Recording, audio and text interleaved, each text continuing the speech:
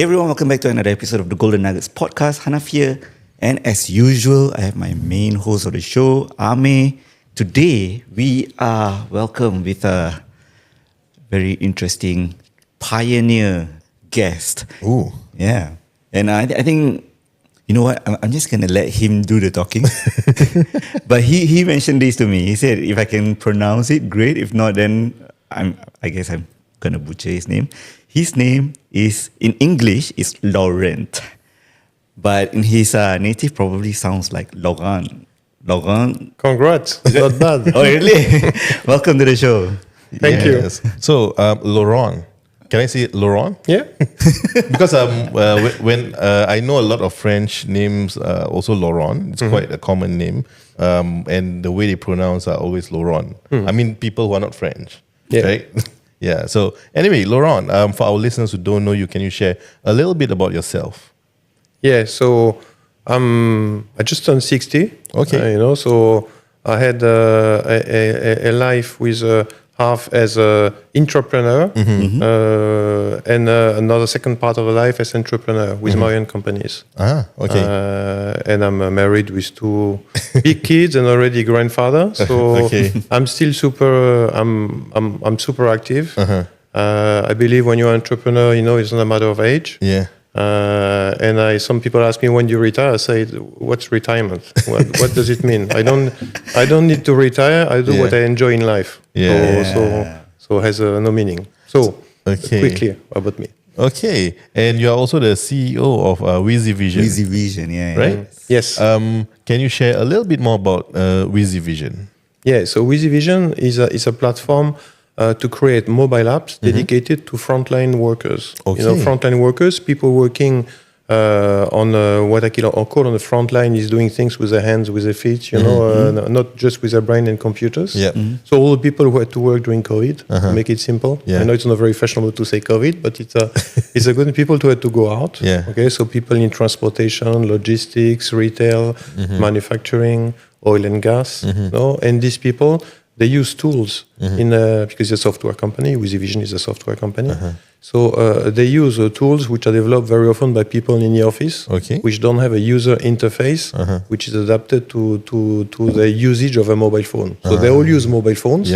But they're not used to have huge forms on mobile phones where you have to read, click, open, write in it. It doesn't make sense. You don't do this. You speak to your phone, you take pictures. So we've developed a full platform where our customers can develop application no code, meaning you are a business manager, you know what you want your guys to capture as information on the ground. So you can develop yourself, the application. Okay. And then for the people capturing, they do 80% of what they input by voice or image or scanning, and only maybe a maximum 20% by writing with their fingers on the phone. It can be 0% writing. From time you need to write some stuff. But most often it's just speaking to the phone and taking images. So and we put AI behind, of course, to make this possible. Is AI driven. I was about to ask you that. Yeah. But even before Gen AI, it was AI driven. Yeah. So you have the standard barcode, QR code reading. Everybody knows, has seen this. Yeah. But you can also read text. You can read numbers. Okay. We can extract automatically information for the image. And of course, you have voice to text. Okay. When you and so. We're doing this even before Gen AI crazy time started. Yeah. So Gen AI enables us to do more things, but it's not fundamentally changing the user interface from the front line. It's more to create the apps that it helps us. Yeah. So I tried a little bit about on the software, right? I think the other time Kelvin was actually taking the picture of my watch, and it can actually detect what type of watch it is. And the color of it, the model of it. So to me, that is actually quite interesting. And like in the back end, I think it, how does it actually extract this particular data just by a picture? Okay, Is that AI purely? Yeah, so this is purely AI. So we have two type of AI. Some AI we can embark on the phone through what we call SDK. Basically, it's what you find in a mobile app, and you can work offline. Yeah. It's like something which is in the app, technically speaking. And we have other AI which we connect to the cloud and to the big providers. So we build on Google Cloud. That's a technology platform. Okay. We could have done Microsoft or Amazon. We chose Google. Okay, so we are on the Google Cloud. So it's easy to basically connect the AI tools. So in the past was called Vision APIs, the past, before Gen AI. Now it's called Gemini or other, so just name change as you have more features. Yeah. But that's the type of basically intelligence we connect to. So when we take the picture, we send it back to the AI of Google. Yeah. It's not public, it's fully private. We pay for the service Google, not like something free. Yeah. So they analyze the image and send us back the information telling, oh, this is that. Okay. So that's how we can leverage, the global AI knowledge directly for our customers and for the frontline teams. And our job is to decide which AI fits the best the customer with what they want to do. Okay. Because you have a lot of pollution, in terms of information, which is not usable on the front line. So we select the best AI. Even some customers have their own AI already. They have their own models. They've created their own technical models to, for example, should they analyze watches? Let's say if they sell watches or if they repair watches. Okay? For this example, and then we can plug their own models directly in WizyVision. Oh, interesting. That's very interesting. So, Laurent, you're like a thought leader and expert in the cloud and AI industry. Have you been in this line all along? Yeah. No, I started as a CPA. I'm an accountant by training, which is totally opposite from what I'm doing now. Okay. So very often people ask me, how can you, an accountant, be an entrepreneur? Doesn't make sense. Huh? No. How can you, an accountant, be a tech entrepreneur? Yes. I think it can be I would disagree with you on this. I mean, entrepreneur is an entrepreneur. You choose your field. You face the same problem. First, you are never entrepreneur alone. So you are entrepreneur with partners. I'm not the only shareholder of the company. I'm the leading shareholder and the CEO.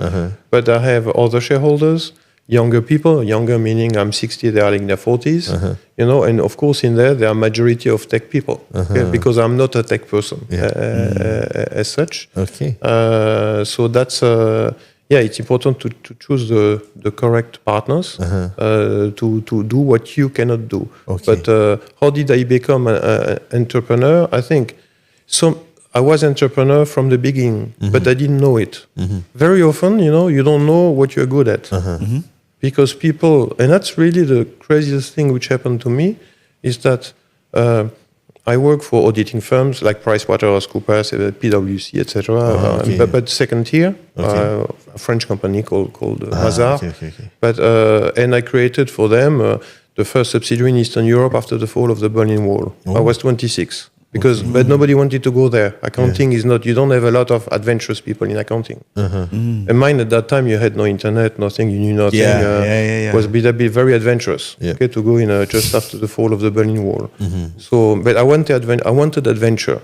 So basically, and at the same time, I could handle any situation. So at 26, I created the first subsidiary of this auditing firm, doing something which was my job, like accounting, audit, etc., tax. And 29, I manage 100 people and 10 expats. Which most of them were older than me. In 4 countries in Eastern Europe. But just because I wanted to go there, and I had nobody else who wanted to go. So in fact, I became, and I was real entrepreneur because I did everything alone, except that it was not my money. I had a salary, which is the biggest difference for people who want to be entrepreneur. The biggest difference, an entrepreneur puts his money. Okay, and once he has his money there, and he cannot pay the salary because he doesn't have enough money in the company, he doesn't pay a salary to himself first, that's being an entrepreneur. Okay, versus thinking about, so the real thing is about money, basically, putting your money on the table, like selling your assets to put back in a company, take all the risks, versus doing this for somebody else where you still get a salary. Maybe you can lose your job. That's the only thing you can lose if you do it badly. So I did this first in Eastern Europe, and I did this in China, in 97, 2000. Still under the same company No, I subsidiary? changed. I went to the competitors. Okay. Because I both of them in Eastern Europe. So so they said, "Oh, don't you want to do this? What you have done for the other in Eastern Europe, do it in China for us." Yeah, that's true. So I did. I was in mainline. I was general manager in mainline China for the 6th largest auditing network, and I did this the same. I did the same. Basically, it was really the opening of China in 97 to 2000. Okay. Where accounting is created. I mean, accounting was what you call at that time the liberal way or Western way, which means a non-communist economy. If you want. Yeah. Okay, we need to have a profit. Basically, there you didn't need to have a profit. So taxation, also income tax, VAT, everything was created, didn't exist before.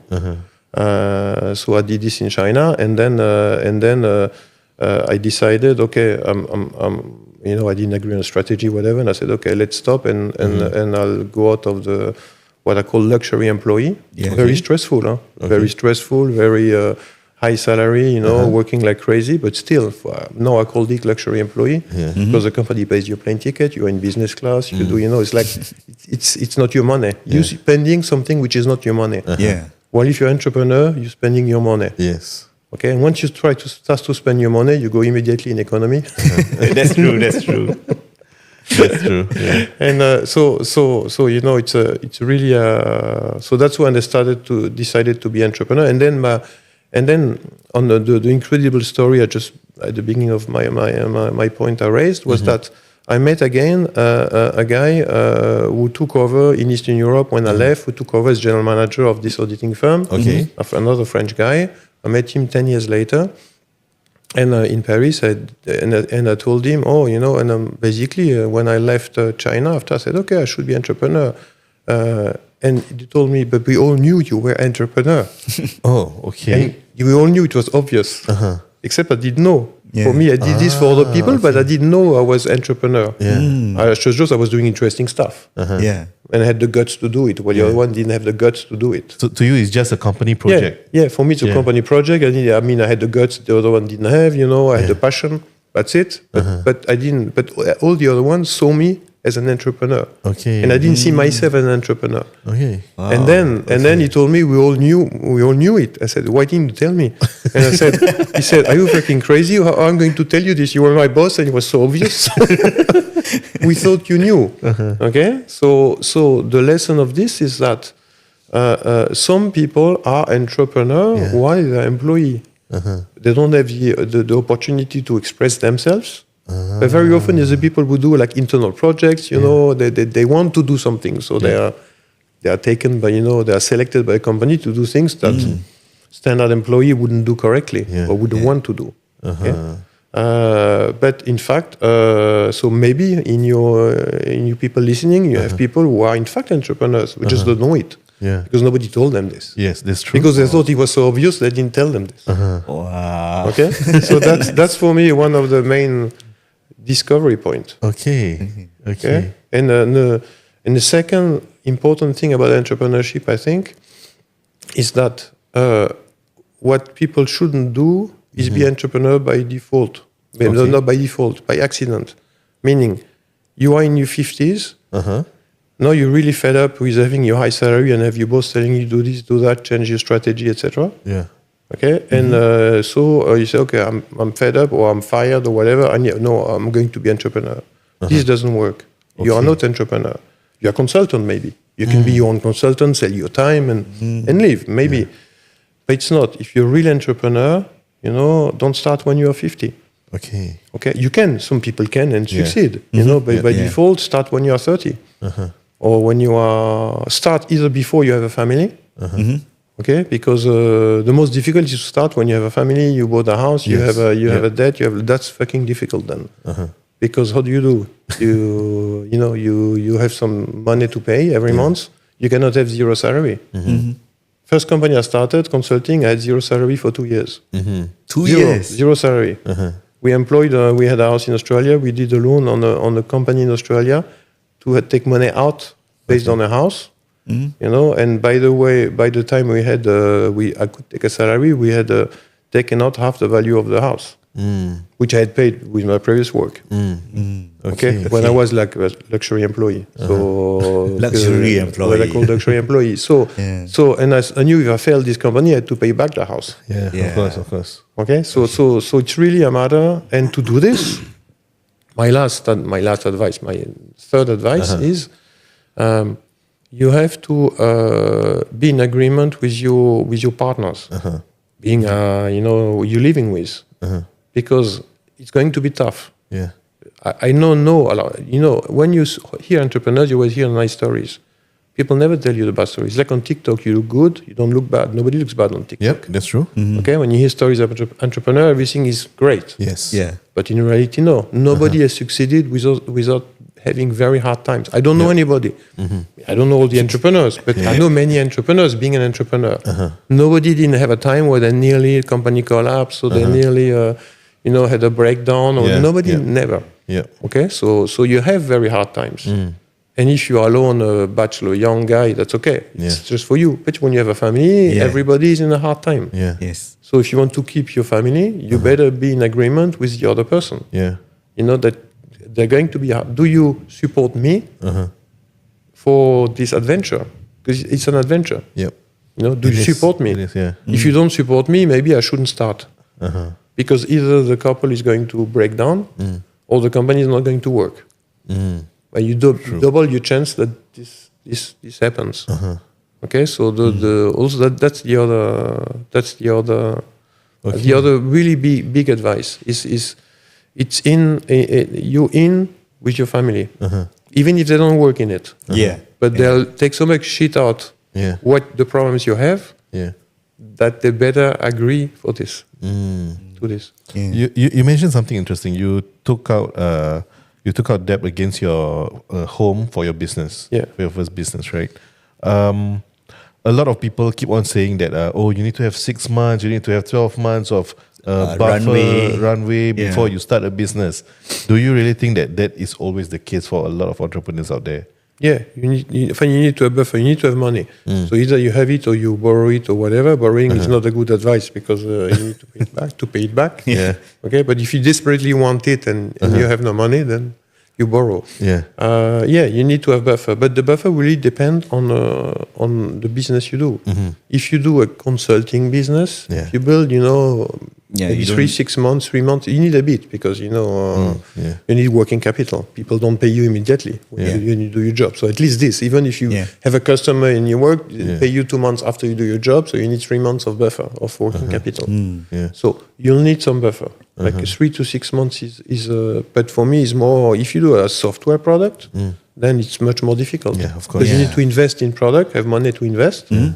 And then you have a choice. Either you take the money for somebody else, but then you're not free. Then you're not free anymore. You are like a luxury, a luxury employee without salary, basically. So I don't say you shouldn't do it. You shouldn't raise money, Series A, B, C, D, etc. We didn't raise, okay, but because we sold a company which was a consulting company first, and then we had money to put in a second company to do product. But it's pretty tough. Pretty tough. Now it's okay. We're at the level where we pay salaries, to the management, and we have a positive cash flow. But for 6 years, we had negative cash flows. So every year I put more money in a company. Okay, every year I put more money, and money I had earned from the previous company. But if I would have raised money externally, a lot of money, having a lot of money to spend, I deploy more people, have higher salaries, and suddenly nothing anymore. True. And then, so the real question is, on the first question is, what type of company do you want to build? Okay. Because this will need different type of money. Yeah. Okay. So this you need to think in the beginning. And then you have your salary, your life, and then you have what you need to spend to create the business. Yeah. Okay. So that's the two things. You need to, and when can you get the first money? And also, usually you do a business plan, they very rarely work out. So if you do a business plan which tells you 3 months without money, make it 6. And you may be right. Okay. Then it's just my experience. Yeah. Of course. But what's the reality? Like, I'm sure you have a lot of other entrepreneur friends. Do you think like when they started out, they also had that runway, or do they like borrow against any assets? Like, is it really true that people actually have 6 months, 12 months of runway before they actually start their business? No, but they don't all have 6 months, because some have, some don't have. Okay, and people don't have, need to find the money somewhere then. So maybe they have family. Yeah, true. Maybe they have a house. They can. Maybe they have an asset they can sell. Okay, maybe they can sell the house and go and rent again. Yeah. Because the family agrees. If they have a spouse, the partner agrees that okay, it's worth doing, risking everything. Okay. Okay, but you need to have something. You cannot start. You don't start with zero. Yes. So either you start with money you have, or money family helps you, or money friends helps you, or money or you sell something, or you can do that. But you cannot start with zero. Doesn't work. For me, it doesn't work. Except if you are 20 years old, you live with your parents. Yeah, you got no commitment. You get no commitment, no money to spend. Yeah. Then you can work for free and eat pasta or rice for 2 years. Yeah. Yeah. You know, at the local food court, at your rice for $3 or $4 every day. Yeah. I mean, nowadays, $3, you can't get that anymore. 4. I just ate it for 4. Yeah. Four still can. 4. 3 really difficult. Yeah, because there's a place I always get since I lived here in 2010 for 2 years. But I still know the same at Maxwell Food Court. Oh, I know, Maxwell Food I Court. know the same. Somerset it's called. That's why I take my rice. Okay. Before the podcast, you mentioned that you started your entrepreneurial journey just after you settled down, just after you got married. Is that really the case? And also, how did the conversation you have with your wife at that point of time in terms of you wanting to start your own business? Yeah, how do you get her to like agree to supporting you to your whole adventure? Yeah. It's a personal story, so it's not duplicate. You know, you cannot duplicate. Yeah, for sure. Every situation is special. Okay, but when I looked for a partner for me, a wife for my life, when I was like 22, 23, and I was living in Paris working in auditing, you know, I didn't really. I wanted to travel the world, so every time I asked to the girlfriend I had, "Do you want to go and live there, live here?" Everybody said, no, and you have my grandparents here, I cannot go, etc. So I didn't find. So I said, this is not going to work. I'm going to marry, have kids, divorce 5 years later, whatever, because of my life, I wanted to discover the world, to live in different countries, not only travel, live. No, it's pretty normal. You know, a lot of people go. You can do with a computer. You do, but before, like in 1990, in 1988. It was like impossible. It was like you had no internet, no phone. The phone calls were $150 a minute from one country from Africa to Europe, for example. It's like you didn't know what was happening in countries. So nobody wanted to go, and I wanted to experience this. I wanted to travel, to live around the world. So I told myself, let me first travel during my vacation, my paid vacation, and then I'll find a girl where I travel. Okay. Because then I'm sure she likes to travel. And then I increase my chance of succeeding to find the right person. Yeah. Oh, so you had a strategy. I had a strategy. You need a strategy. You need a strategy. So I had a strategy. So I traveled I was going in South America to Machu Picchu in Peru. And there is a walk called the Inca Trail. El Camino Inca. You walk 3-4 days and really difficult. You go through passes and you arrive in Machu Picchu. And in Cusco before, I met this wonderful Australian girl in a hotel. And I said, invited her to do the walk with us. She came because she backpacked around the world alone for 5 years. Oh, and I said, that's the type of person I need. Adventurous. And she joined, and after 3 days, I asked her to come live with me in Africa, where I was living at that time, and she said yes. And so the thing is, she was already, it's easy. In my case, it was easy because the profile of my, she's still my wife today. The profile is like adventurous. So basically, doing and a company is an adventure. It's a risk and an adventure. That's true. It's not easy. It's not like an easy story. It's not like going to the movie, or it's like jumping a cliff and trying to with a parachute and trying to land correctly. Okay? So she was adventurous in her life already. Yeah. So for example, when we needed to go and when I had the opportunity to work in China, I was in Paris with an interview with an American guy. And the guy told me, you have perfect profile, but you need to check with your family. Because, okay, let's go.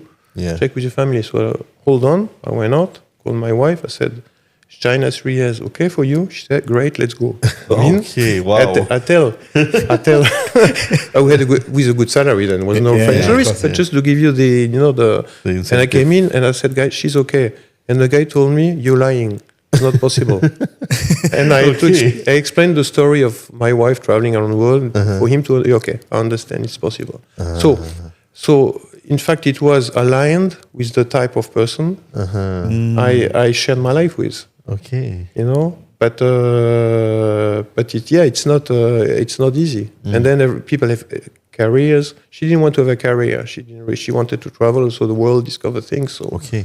So it's not it's everybody's life, It's like, but if you have a really traditional life, I'm not judging in value. It's just but traditional. You're employee.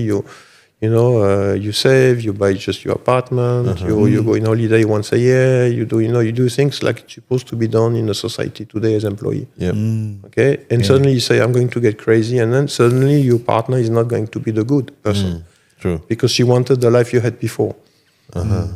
Okay, so that's also my, it's like you need really, it's it.